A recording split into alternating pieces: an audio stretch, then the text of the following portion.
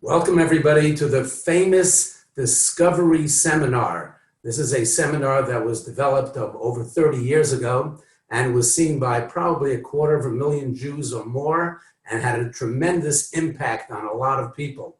My name is Yaakov Salomon. I'm going to be your host for Discovery tonight. And we're going to be actually doing it in 6 different parts to show you the vast dimension of what discovery really is. And it's going to be an incredible ride. I guarantee it. You're going to have fun. You're going to learn a lot, and you might even be convinced about a lot of different things. Discovery is a journey in trying to understand the origin of the Torah. We know we have a Torah. It's 5 books of Moses, Chamishe Chumshei Torah, Genesis, Exodus, Leviticus, Numbers, Deuteronomy. I memorized it here just on the way over. And the question is, where did it all come from? Where did the 5 books of Moses come from? Is the Torah a divine document actually given by God? Or did we get it some other way? Maybe somebody else wrote it. Maybe people wrote it. Maybe monkeys wrote it. Who knows what happened? Alien beings. We know we have these books. We know there are holy books. We know that the Torah, according to our tradition, was given 3,332 years ago at Mount Sinai. We understand that this is actually the word of God, and he is the author of the Torah. But is there any evidence that shows that that is true? And the question here tonight, the question that we're going to look at Discovery is, who is the author of the Torah? Who really wrote this book? Number 2, we're also going to ask, the Torah that we have today, over 3,000 years old, how do we know that that's the same Torah that we received way back when? It's a long time ago. So Discovery goes on this journey to try to find evidence, to try to understand who the author is of the document. It's a very important document. Everybody knows the Old Testament, as it is known, is the basis for many religions. The Old Testament is it. But where did it come from? That's really the question, and that's what we're going to answer for you over the next few parts, understanding what the evidence is, if there really is any, and is it actually the same Torah that we got way back when? In order to do this, we really have to understand 2 different topics, 2 different understandings, 2 different terms. Let's take a look at the screen and see what we're talking about. The 2 terms that we're going to look at are faith and knowledge. It's important to understand these 2 terms so we get an idea of how we're going to try to present this evidence. What exactly is faith and what is knowledge? And when I say the word faith, so what do you think of? Well, most people think of the term blind faith. You have blind faith, you can almost believe in anything. According to the dictionary, what exactly is faith? Faith is a firm belief in something for which there is no proof. We have faith. I believe that the New York Knicks will win the NBA championship. Some people call that faith. Others call it psychosis. Faith, I have blind faith. I believe in whatever I want to believe in. And then there's something else, and that is called knowledge. Knowledge is an acquaintance with truth, facts, or principles through study or investigation. Now that's an interesting question. The question may be exactly, and that is, what is Judaism based on? Is it faith or is it knowledge? Now, a lot of people look at Judaism and they say, like many religions, it's faith. You have to believe. But the fact is, and many people don't realize this, is that Judaism is actually more based on knowledge than faith. If you go to a synagogue, go to a shul, you'll see very often there's a sign, like a sign right in front of the shul, maybe where the chazan is standing. Da, lifnei mi ata omeid. Da is da'as. Have knowledge. Have knowledge from who you stand, in front of who you stand. You should know who you stand. Have knowledge. Don't just believe and have blind faith, but really understand it and have knowledge for it. That's really the question. Now let's understand the next idea. The next idea is V'yodata hayom. The Torah itself says, know this day and return it to your heart. Both are important. Everybody says, I'm a good Jew in my heart. Well, that's nice. That's great. But I apologize, that screen may look like an old Excedrin commercial. But what we're really talking about here is that first, the Torah says, first have knowledge, know this day, and then return it to your heart. You need to have knowledge. Knowledge is really the most important part of Judaism. But the question is really, what is knowledge? What exactly is knowledge? And we need to understand what knowledge is. So it's important to understand that when we make decisions in life are based on two things, really, evidence and consequences. The evidence is the knowledge that we have. The consequences are what will happen based on this decision. But even knowledge can sometimes be suspect. Knowledge is not 100% knowledge. Don't make that mistake. People who make that mistake never make any decisions because you can't have 100% certainty about anything. Let's say you sat on a jury. Many of you have sat on juries. And remember what the judge tells you when he charges the jury. After the case is over, he says, consider the evidence and you can convict. Even a very serious charge, even in a murder case. You base your decision not on whether the evidence is by a shadow of a doubt, but we base the evidence on the fact that there may be a reasonable doubt. We want evidence beyond a reasonable doubt. In other words, not a shadow of a doubt, not 100% clear. There's no such thing as 100% certainty in this world. We don't make decisions based on that. So you're going to look at the evidence of the Torah, and some of you may walk out and say, you know what, it wasn't 100%. Well, that's true. It may not be 100%, but how much is there? We believe there's a lot of evidence. Let me give you an example of how we make decisions about that.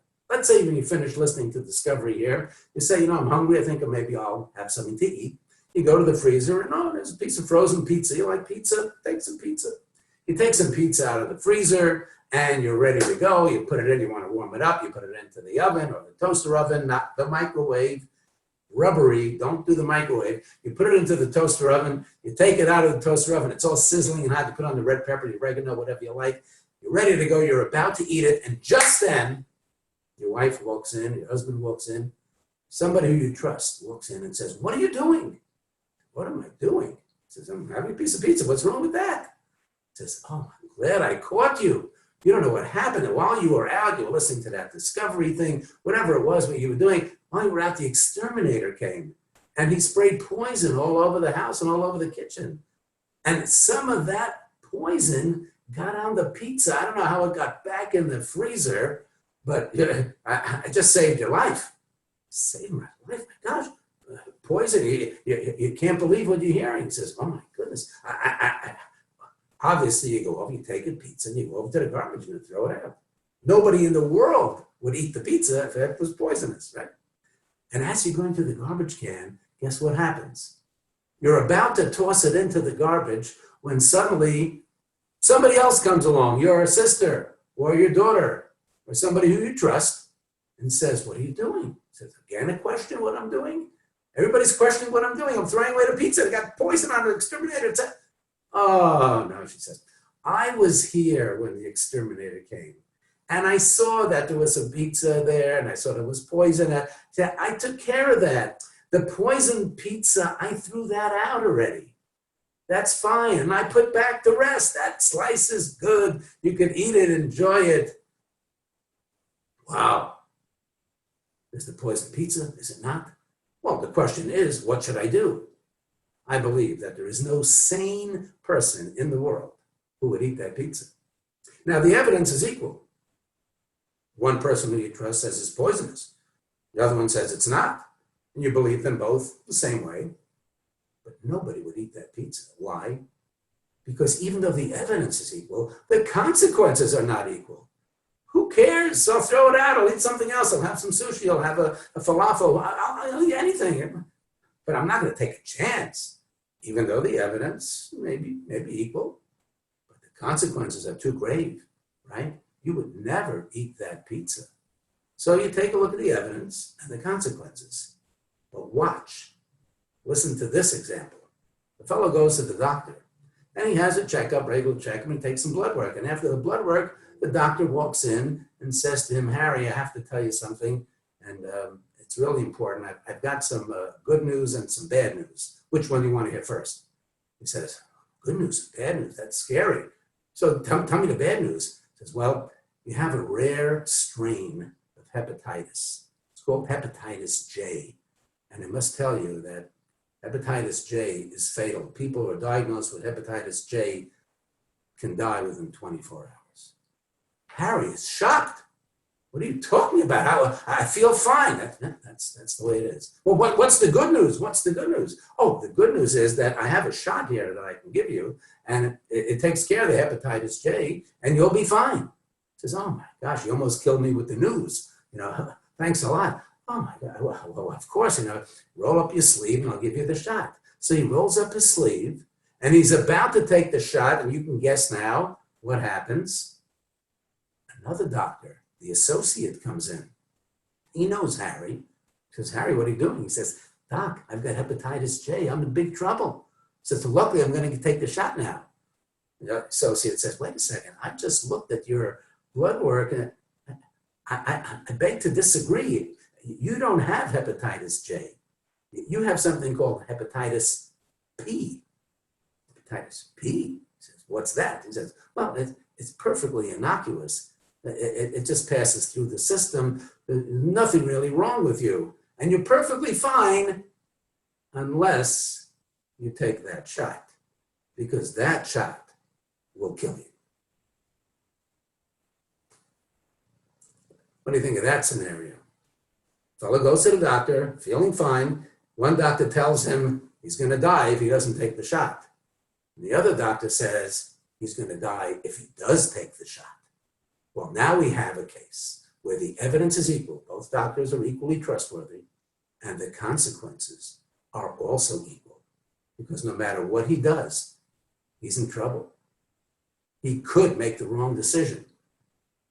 What do you do?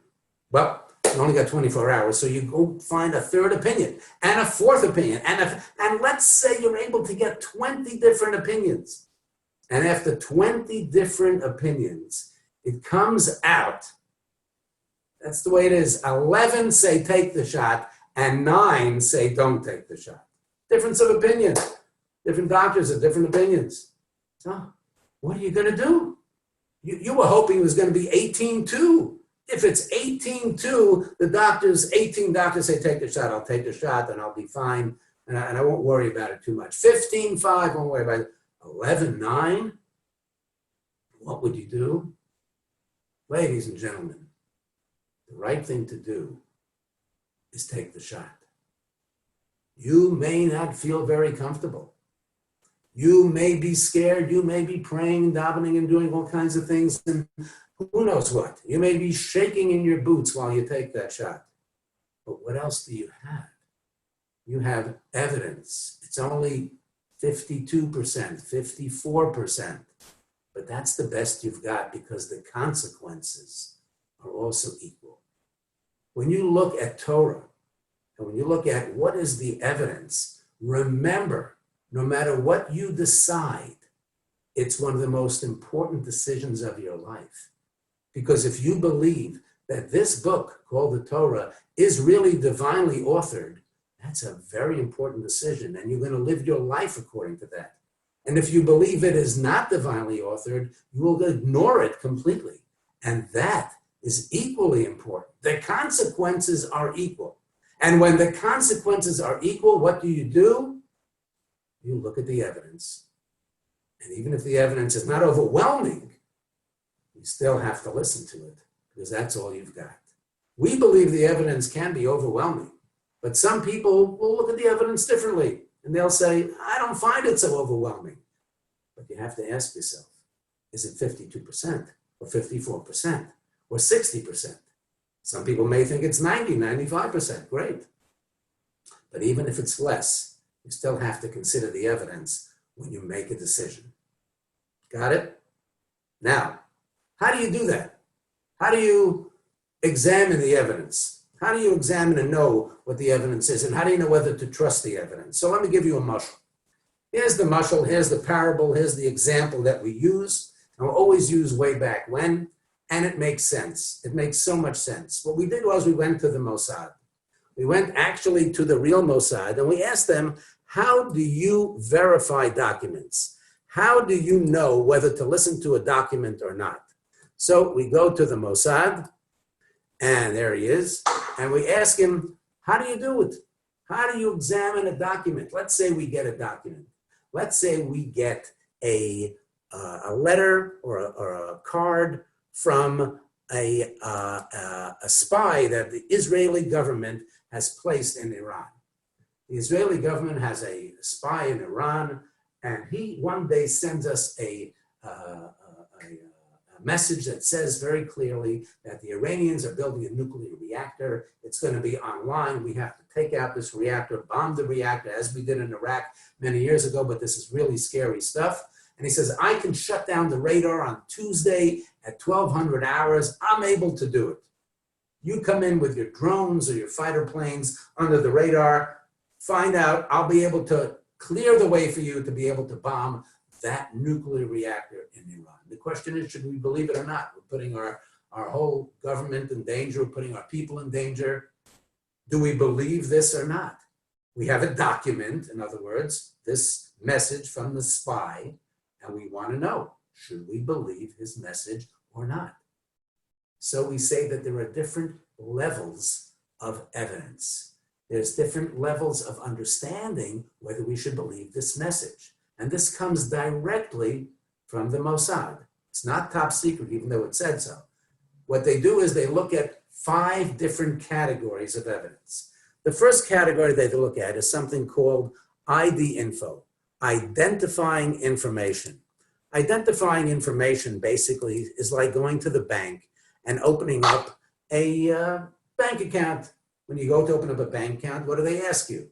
They ask you for your PIN number, they ask you for a password, they ask you for your mother's maiden name, or whatever it may be. Is there information in that message that identifies that he really is the author of that message? Did the spy really write it? Well, we told him, whenever you send a message, put your mother's maiden name or your grandmother's maiden name in the message somewhere. If it has that, that's one level of evidence. Second level of evidence, something we call outside verification. He says that they're building the nuclear reactor over here and here, et cetera, and it's going to be on ready to go at such and such date.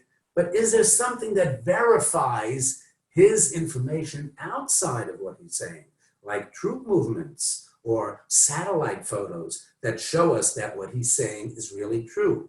If he does, that's another level of evidence. Number 3, codes. He doesn't write, spies don't write letters, and we don't get a picture postcard with the beautiful, downtown Tehran with beautiful palm trees and etc. And he says, dear Israeli Knesset, I'm your spy, so-and-so, the Iranians are building it, and you can come in on Tuesday at 1100 hours and take out the thing, sign your faithful spy. Now, he writes in codes. So are there codes, a way of understanding how he wrote it? That makes a big difference. How about transmission? How did we get the message? How did we receive it? Did we just get one little letter in the mail? Or maybe we got many different ones. We got different letters from different couriers, all the same, that told us, yep, that is actually verifiable because it came from so many different places. And finally, we have something called control. Control means, does he have control over the situation? He says he can shut down the radar. He says he can do these things, but has he done it before? Does he have a proven track record? If he does, we're obviously more likely to believe him. 5 different categories of evidence: ID info, outside verification, codes, transmission, and control. 5 different categories of evidence that Mossad uses as their method of verification. And we at Discovery are going to do the same thing. We're going to take this document, this message from the spy who's gone, and we say, does it have identifying information in there that tells us it's only things that he knows? Is there outside verification to prove that the Torah is actually true? Are there codes within the Torah? What was the transmission process of the Torah? How did we receive it? And is there control? Has Hashem, has God actually proven himself, have a track record to tell us that he is who he says he is? All these 5 different informations and different verification methods are important, but let's say we only have some of them. And we asked the Mossad, we're going back in the 1980s now, and we asked the Mossad, you want to verify a document? You'd like to have all 5 different levels of communication and of evidence. Are you able to get it? Let's say you're not able to get it. Let's say that you're unable to get those 5 different levels, but you got half of it. You have some identifying information. It was not written in code, but there's some outside verification. What do you do then? So the Mossad, and this is a quote, they said, even if we have half of that information, we are more sure that that message was written by our spy than anyone can be sure that your mother is really your mother. Amazing. In other words, you don't have to have 100% evidence. You should have as much as you can. But if you want to make a decision, and the consequences are equal, just like with the nuclear reactor, the consequences are equal. And just like with the Torah, believing the Torah is true, the consequences of what you decide, it's serious. How are you going to live your life? In order to do that, it's equal. In order to understand what to do, you need to have as much evidence as possible, but be careful. Not going to be 100%. You're going to look at it differently. Everybody, the different kind of way of looking at the evidence and judging it. You'll be the jury. And then you'll make a decision and decide, do we have enough evidence, enough to say that this Torah is really true? We're trying to answer the information. We're trying to answer the question of who is the author of this document. We're going to start with identifying information. We're going to start with taking a look at whether there's really a password or a maiden name, some kind of mark that God left in the Torah to say, you know what? It's me. I wrote this. No human being could have written this. All in the same idea of trying to ask this question and answer the question, who is the author of this document? That's our task here today.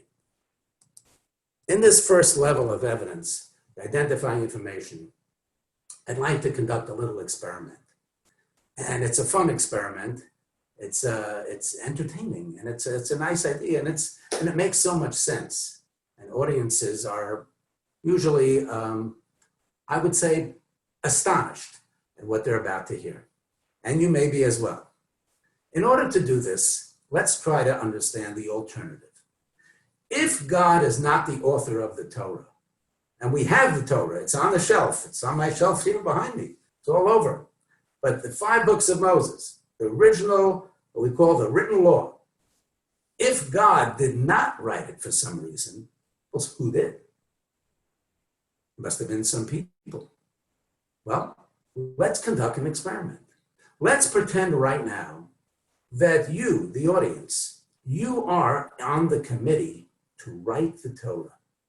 Because the alternative to God writing it, as we say, it's hoped to be clear, is that it must be people wrote it. Well, how did they write it? When did they write it? We're telling you that the book, the Torah, is 3,332 years old, back at Sinai. But according to the critics and the people who don't want to believe, they'll tell you, no, it was never written by God. There is no God. People wrote this book. Very wise people, they wrote this book. When did they write it? Well, we don't know exactly when they wrote it, but I could tell you that it must be at least 2,300 years old, over 2,000 years old. At that time, we had what we call the Septuagint, which is the Greek translation of the Torah, and it was called at that time an ancient document, so it's certainly older than 2,300 years old. But Bible critics, so to speak, will tell you, yeah, maybe it's 2,300 years old, maybe it's a little older than that, something like that, and people wrote it. Well, let's now examine the possibility that people could have written this Torah. Let's take a look. Maybe it's possible. If it's possible, if people could have written this Torah, I guess you'll have to suggest that maybe it could have happened that way. But if not, if people could not have written it, if it makes no sense that people could have written it, then you have identifying information. And that is pretty powerful. So if we're the committee, let's say we got together, and that's 2,300 years ago, and somewhere in the desert or somewhere, wherever we were, and some people decided, said, you know what, let's write a guidebook, Torah Chaim. Let's write this beautiful, beautiful book telling all about the history of the Jews, and we're going to put some laws in there. We're going to tell the people to follow the laws. Now, they're not going to follow the laws if we wrote down in the book that Shmuel wrote it, and we wrote down in the book that Ari wrote it, nobody's going to listen to us. So we have to write the book and then pretend that God wrote it, and then they'll listen to it. So if we want people to follow the laws, we know how to do it. We'll give them the laws, we'll pretend that this book was given by God, and then maybe they'll listen.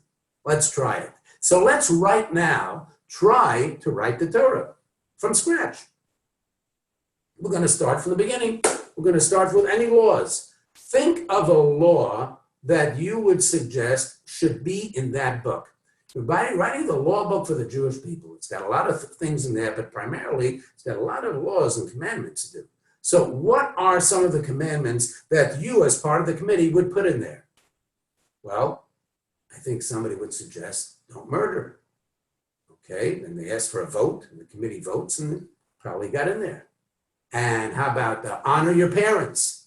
Okay, sounds like a good idea. If they happen to be parents, that'd certainly be even a better idea.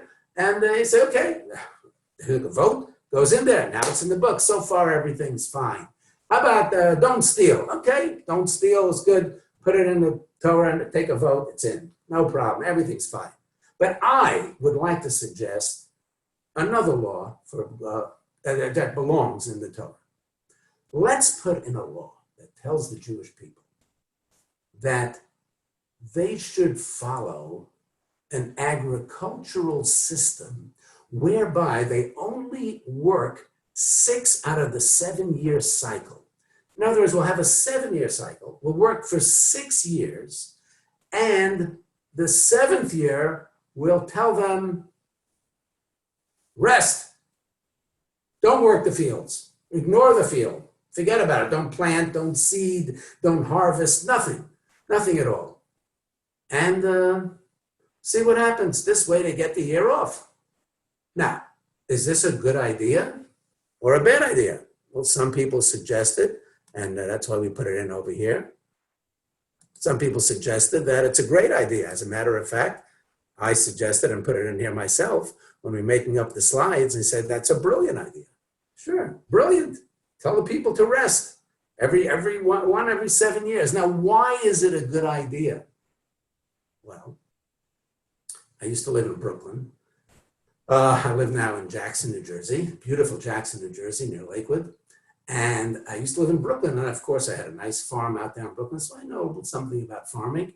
And I found out that it's such a brilliant idea because when you let the land rest, it comes back and it performs better for you. It's something that we call soil replenishment. You let the soil replenish itself. And when it does, you have a better product. So it's a great idea. Let's just leave it alone and everything will be fine. Now, I'm going to ask the committee if they would consider putting this law in the Torah since it's such a good idea. So we're going to put it up to a vote. Of course, when we come to the vote, some people are going to say, wait a second. Well, we got a big problem. So what's the problem? It says, we're not going to have any food to eat that year. You tell us we can't touch the fields. We're an agricultural society. Well, we're going to starve to death. Well, how could you put a law telling people to ignore their fields and forget about the crops and then we have nothing to eat? That could be a problem, especially for the Jewish people. We have nothing to eat. So what are we supposed to do? Oh my goodness, he said, we can't put that law in the book. But I insist, but I want that law in the book. It's a good law. The soil will replenish itself. It's great. So he said, well, listen, let's find a solution. What is a solution? And think of it yourself. What solution could you think of? Then you say, you know what? It's a good law. We'd like to have it, but we don't want to starve. So what should we do? So some people would suggest the following. You know what? There are ways to make sure that we don't starve. How do we do it? Well, one of the ways to do it is by something called storage. You take the crops from the 6 years before, and you put a little bit away each time. And they put away the crops every year. And by the time the 7th year comes around, no problem. We don't have to work the fields. We have enough stored up. It's perfectly fine. Great. An excellent solution to the problem. We can still put it in. And somebody else says, I've also got an idea.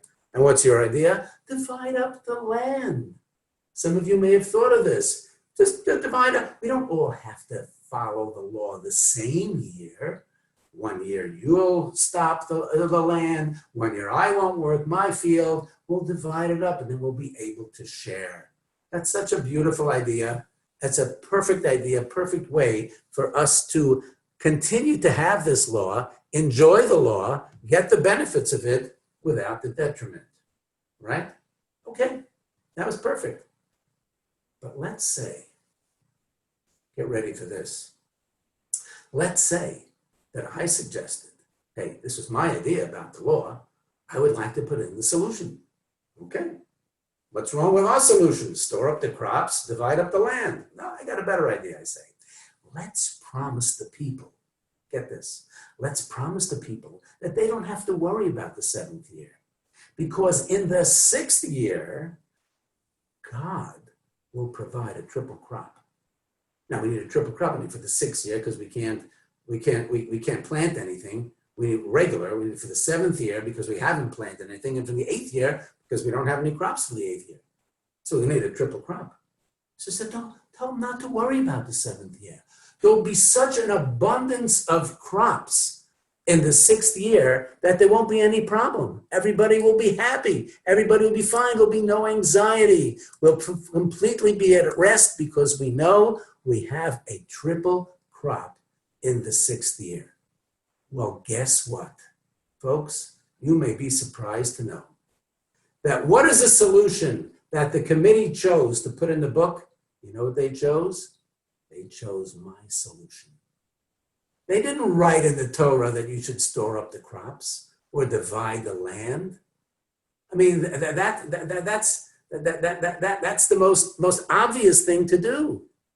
This is actually a law in the Torah. Take a look. It says in the Torah, for 6 years you may plant your fields, prune your vineyards, harvest your crops, but the 7th year is a Sabbath, and Sabbath of the land. It's God's Sabbath, during which you may not plant your fields, prune your vineyards. In other words, this made it. This is in the Torah. And if you ask, like we did, what will we eat in the 7th year? What's the solution? Storage? Divide the land? Wrong. We have not planted, nor have we harvested crops. I will direct my blessing to you in the 6th year, and the land will produce enough crops for 3 years. Ladies and gentlemen, that's the solution that we put in the Torah? Do we have any idea if this is going to happen? How can you promise people that God, you're writing it yourself, you're going to promise people God's going to, by the way, the 6th year is the worst year of crops in the cycle. Every year it gets a little bit weaker. So how can you promise people that it's going to have a triple crop in the 6th year? We get 2 perfectly good solutions that you completely ignored. Ladies and gentlemen, how long do you think that this religion is likely to last? I would suggest about 6 years. We basically got a 6-year religion. After it doesn't happen in the 6th year, people are going to say, who needs this book? Throw it out. It's ridiculous. They read the solution. They didn't believe it. It happened. Of course, it's not going to happen. That's not a way to win people over. After 6 years, I think this book is gone and the religion's gone. Maybe 13 years it'll last. Give it one more cycle. You know, the Jews are a long-suffering people, so we like to last a little bit longer. But after a very short time, this is over, folks. How absurd could it be? How absurd is it possible to suggest that we would put these solutions in the Torah, even writing this idea that we would give them a 6-year, a triple crop in the 6th year? Absolutely makes no sense. No sense whatsoever. Who could have written this except God? Does it make sense that human beings, thinking human beings who have easy solutions would completely ignore them? That's what we have. But there's more. There's more identifying information. Let's go to food. Let's talk about food for a moment. What makes a food kosher? What makes a mammal kosher, an animal kosher? Okay, so it has to have two signs. Anybody know what those two signs are? What are the two signs of every kosher mammal? Okay, two signs that, here's the kosher mammal, that's Elsie the cow over there, right? Oh, and here comes the OU. No, that's not that sign. Not that sign. That's the sign on the packaging. We're talking about the sign on the animal itself. Well, I think most people actually know by now, it has to have split hooves and it has to chew its cud. It has to have chewing its cud and have split hooves. If you have a mammal with those two things, you got no problem. On the basis of that formula, how about a lion? Is Leo the lion, is he kosher? Absolutely not. He has no kosher signs. How about Ed, Mr. Ed, the horse? He has no kosher signs. You've got to have the signs of chewing the cud and having split hooves. Now, why this is so, we don't really know. But you take a look at all the mammals in the world, and you'll see that the ones that have them are kosher, and the ones that don't are not. And it says so very specifically. God spoke to Moses and Aaron, telling them to speak to the Israelites and convey the following to them: of the animals in the world, these are the ones you may eat. Among mammals, you may eat anyone that has true hooves, that are cloven, meaning split, and that chews its cud. Very clear, not a problem. You know what? If I was the author of this Bible, if I really wrote the Bible, I would say, stop right there. It's so clear. How much more clear could it be? It has to have any animal that has those two signs, split hooves, doesn't explain why, for whatever reason, fine, but it has those, it's clear, just take it. Doesn't mean that any animal with one kosher sign is kosher. I would say not. It says you have to have two, right? It's pretty, I think it's pretty specific. So let's take a look at a chart that will help us clarify and understand exactly what we're talking about. And you'll see what we mean. You'll see that there's, when the Torah continues, take a look at these verses, because it didn't stop afterwards. It begins to get very, very unclear. Of the cud-chewing animals and the hoofed animals, these are the only ones you may not eat. The only ones. The camel shall be unclean to you, although it chews its cud, not of a cloven hoof. The shafan, whatever that is, we don't really know what that is. There's a big controversy about what that might be, but either way, it's unclean to you because even though it chews its cud, same thing, does not have a cloven hoof. Nevet, same thing, chews its cud, does not have a cloven hoof. And finally, the pig shall be unclean to you, although it has a cloven hoof, since it does not chew its cud. Do not eat the flesh of any of these animals. Take a look at the chart, and you'll see very clearly. Split hooves and chews its cud, no problem. That's a cow, it's kosher. Chews its cud without split hooves, there are only three. The camel, the arnevet, the shafan. Those are the only three that have chew cud and not split hooves. Now, how about no split hooves and does not chew its cud on the bottom right? You'll see it's obviously not kosher. And how about the one category that we have left? Split hooves and does not chew its cud? Only the pig. Ladies and gentlemen, you're about to hear something that is astounding. The Torah tells us that you have to have two signs. If you have no sign, certainly not kosher. And if you have one sign, it's also not kosher. But for some reason, the author of this Bible, now if you say that the committee says that they're the ones who wrote this is just shocking. The committee wrote that there are only four mammals in the entire world that only have one kosher sign. There's only one animal in the entire world that has split hooves and does not chew its cud, and that's the pig. You on the committee, you know that? You know that for a fact? You knew that 2,300 years ago? You knew that there's only one animal in the entire world that does not chew its cud, even though it has split hooves, and that's the pig? How did you know that? We know that today. Today, zoologists, biologists, have identified and classified over 5,000 different species of mammals. We think we got them all, pretty much. 5,000 species of mammal. Do you know how many animals there are actually in the world that do not chew their cud, but they do have split hooves? Can you guess? There's only one, the pig. That's it. The author of that book was right. We'll tell you it was 3,332 years ago. They'll tell you it was 2,300. I don't care when it was. No matter when it was, somebody knew and got it right. There's only one animal, by the way, in the world that does not have split hooves and chews its cud, and that's the camel. The other ones, the shafan and the arnevet, we assume that they're extinct. We don't know where they are. It doesn't matter. The Torah put a limit. There's only 4 animals that have one kosher sign. That's a very dangerous thing. It brings up 2 questions. Number 1, is the author right?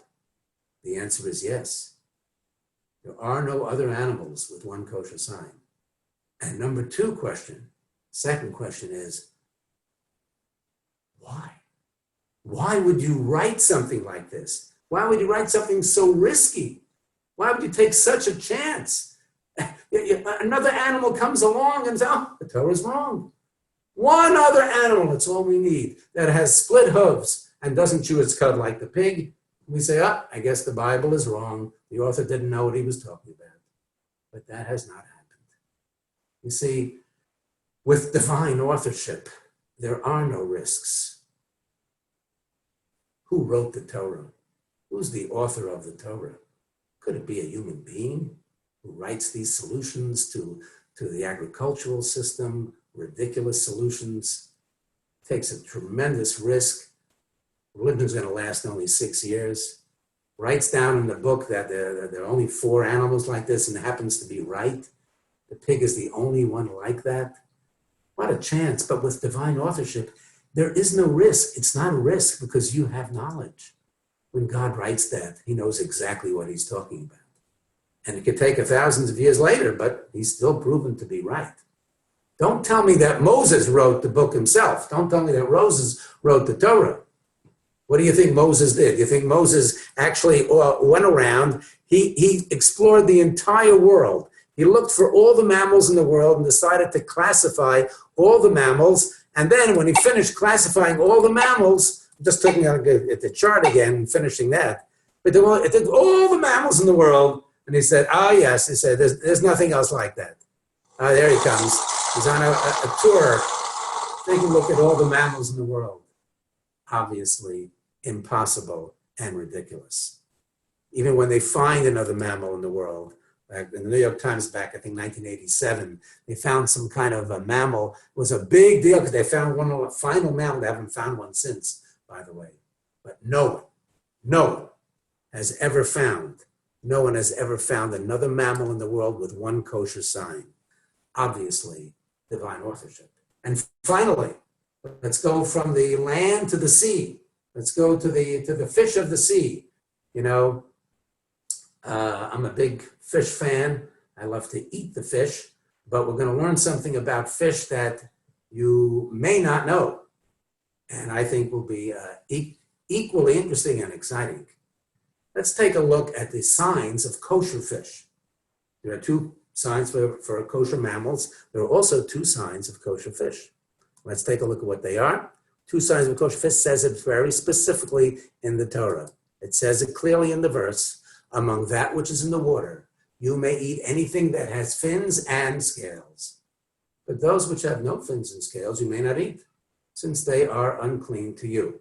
Now, for those of you who have been in quarantine for a long, long time, you may have forgotten, this is a fish. Take a look. Fins and scales, it's a kosher fish. Fins and scales, with fins and scales, you could eat it. Not a problem. But let's say, let me ask you in a similar vein, let's say you're looking to find a kosher fish, and you find one that has one kosher sign, just like we have by mammals. What about it? If you find one with one kosher sign, is it possible? Is it possible that maybe you could eat it? Well, not so clear, you see. The Torah says clearly you have to have 2 kosher signs. There's no question about that. But let's say you found it with 1 kosher sign. Now, clearly, if they had no signs, you can't eat it. But let's take a look once again at the chart. And when we look at the chart, you'll see, as I will show you, about how we're talking about and how we understand what it's supposed to look like. If you have scales and fins, no problem. That's clearly kosher. If you have no fins and no scales, it's clearly not kosher. Fine. Let's say you had just fins without scales. You'll find fish, fins without scales, cannot eat it. Not kosher. But how about, let's say you found scales without fins. Now, strangely enough, what happens over here is that it's a question mark, because we don't really know how to deal with this question. Let's say you found scales without fins. Now, it should say not kosher. The chart should say not kosher, just like it did before with fins without scales. What is the problem? Why is that such a problem? The question is like this. We have the oral law. Now, the oral law, for those of you who don't know, the Mishnah, the Talmud, it was put down in its written form about 2,000 years ago. About 1,900 years ago, the year 190 in the Common Era, Rabbi Judah the Prince, Rabbi Yehuda Hanassi, put together the Mishnah. And he says something remarkable in this Mishnah. Take a look. Every creature, this is the Mishnah in Nida, every creature that has scales will also have fins. But there are those which have fins, but do not have scales. Stop and think about that for a moment. Every creature that has scales without fins will also have fins. In other words, there is no such creature in the world that has scales without fins. In other words, if you look back on the chart and you really want to fill it in correctly, what you'll do is you'll look at it and you'll say, you know what? That doesn't exist. It simply does not exist. You won't find a fish in the sea, anywhere, in the ocean, no matter where it is. You will not find one with scales without fins. Now, we had 2 questions before, and we got the same 2 questions now. Rabbi Yehuda the Hanassi, Rabbi Judah the Prince, the year 190 of the Common Era. Number 1, is he correct? Is he right that you won't find any? And number 2, why would he write it? Even if he is correct, what a chance he's taking. The news is that marine biologists today have classified fish. They've classified over 40,000 major classifications of fish. There are actually over 1 million minor classifications of fish. The fish in the world is so vast and such abundance, it's hard to believe. It's hard even to conceptualize. There are so many different types. If you'd like to go to the aquarium, I love to go to the aquarium. I once went there with my kids, and we saw all these fish, and they're living in the same tank, and they're every color, every look, every strange. They got appendages sticking out. One of them is glowing in the dark, you know, the weird kind of stuff. There's one fish that really was my favorite. The whole fish is its mouth. There's no body, it's just mouth, you know, whoo, whoo, the whole thing, you know. I happen to know some people like that. But no matter what, you will never find a fish, not in that tank or any other tank or any body of water, not find a fish that has scales without fins. You know what? Rabbi Judah the Prince had identifying information. The oral law, it was given down to him. He didn't go with she called up Jacques Cousteau's great-grandfather, and they examined the entire ocean bed and looked at every water in the world. No, they didn't do that. They knew exactly what they were doing. He understood it because he was given it over. It's called Masorah. He's given it over from his rabbi, the previous rabbi, etc., and given down. And it's identifying information. Number 1, he is correct. And number 2, you know why he took that chance? I mean, it doesn't make sense. Leave it out. Just in case another fish comes along with scales or without fins, leave it out. It wasn't a risk for him because he understood that it was coming down from Sinai, his divine authorship. Ladies and gentlemen, we've seen today identifying information. Who is the author of this document? Well, does it make sense that you, the committee, would have written things like this? Does it make sense that you would have put in something like an agricultural solution that makes no sense? Does it make sense that you would have written something in the Torah about mammals, about fish, that couldn't be true and then end up being actually true? It's called identifying information. It's powerful, but it's only one section of discovery. It's one level of evidence. Stay tuned. There's more to come. More to come, more evidence to come to help you decide who wrote the Torah and make your own discovery. Thanks for coming. Thanks for listening.